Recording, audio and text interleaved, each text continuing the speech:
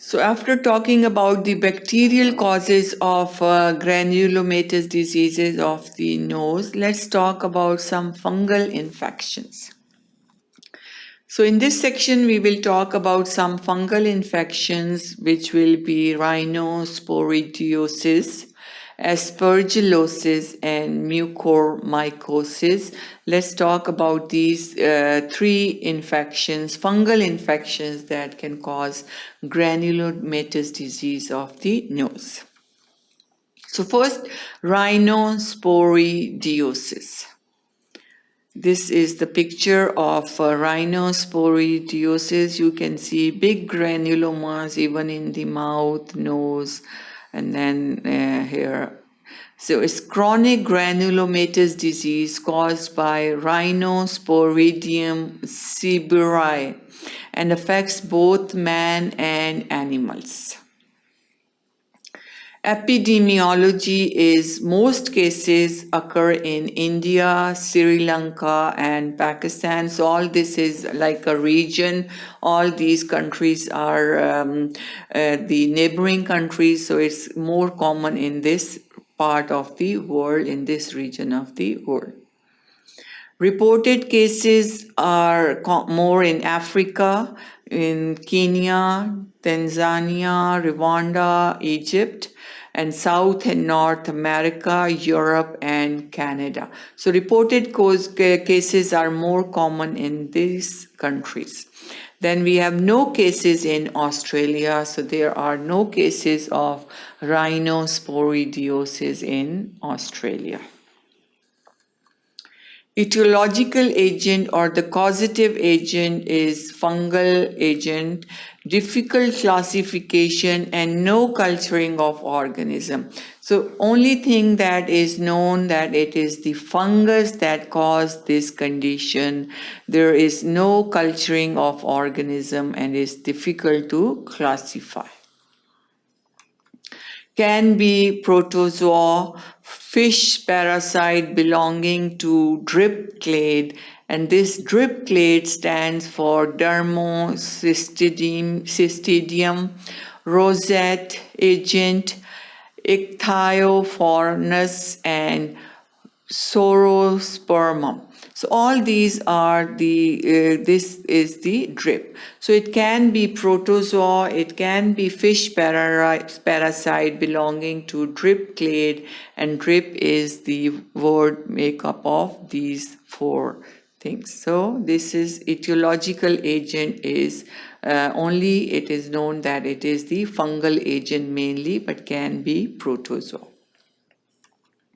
Life cycle is trophocyte,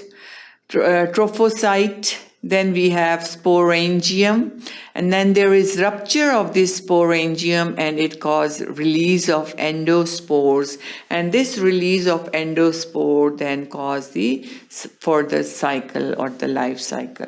So first the trophocyte, this is the chitinous wall. Then we have cytoplasm and then vesicular nucleus with a nucleolus is present. This is trophocyte.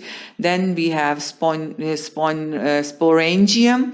This sporangium now have again chitinous layer and also cellulose layer is formed, and inside there is formation of endospore. Then there is release of endospore. Trophic stage is increase in size of endospore, several divisions of cytoplasm occur.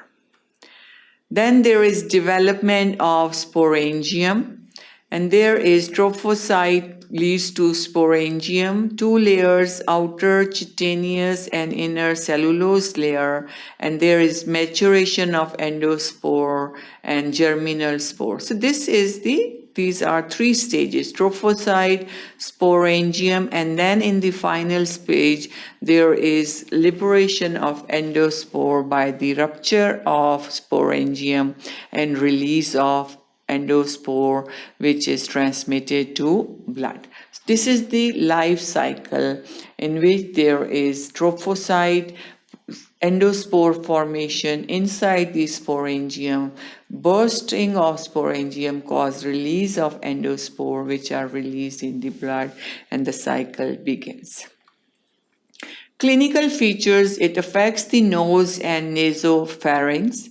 Other sites include the lip, palate, conjunctiva, epiglottis, trachea, skin, vagina, etc.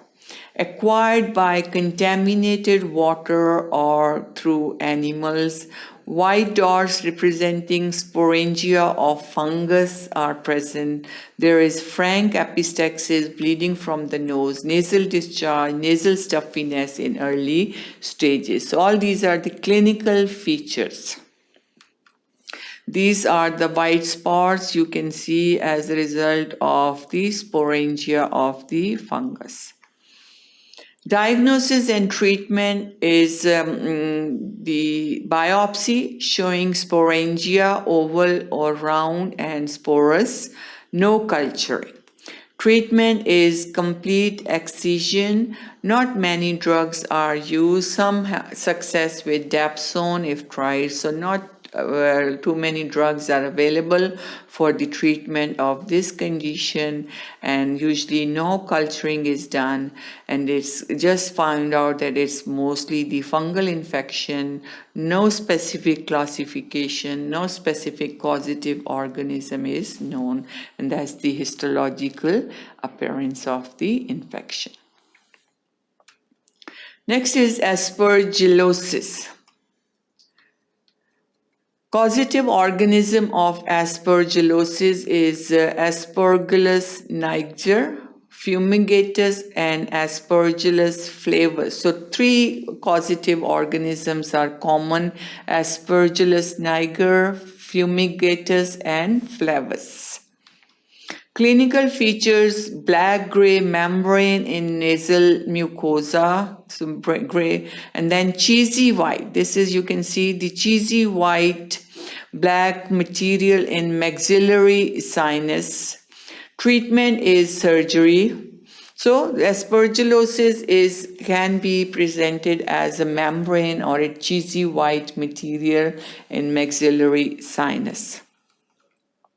Antifungal drugs like amphotericin B is used for the treatment. Irrigation of affected area by 1% gelatin violet.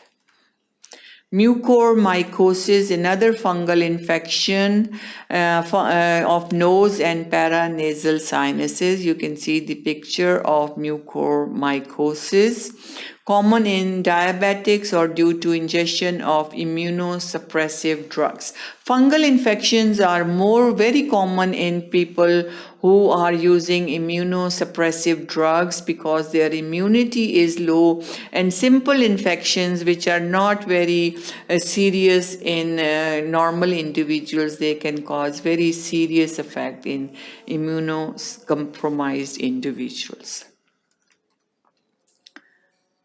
Can spread to orbit, cribriform plate, meninges, and brain, and invasion of arteries causing endothelial damage and thrombosis, and also necrotic mass in nasal cavity, special stains employed. So all these are how it can spread. It can spread to the eyes, cribriform plate, even to brain, meninges, so it has widespread, and invasion of the arteries cause endothelial damage and thrombosis, and also cause necrotic mass in nasal cavities. This is the picture of mucormycosis.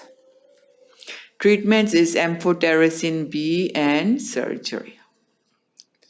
Some other fungal infections include candidiasis, histoplasmosis, blastomycosis. These are some other fungal infections. So that was all about fungal infections.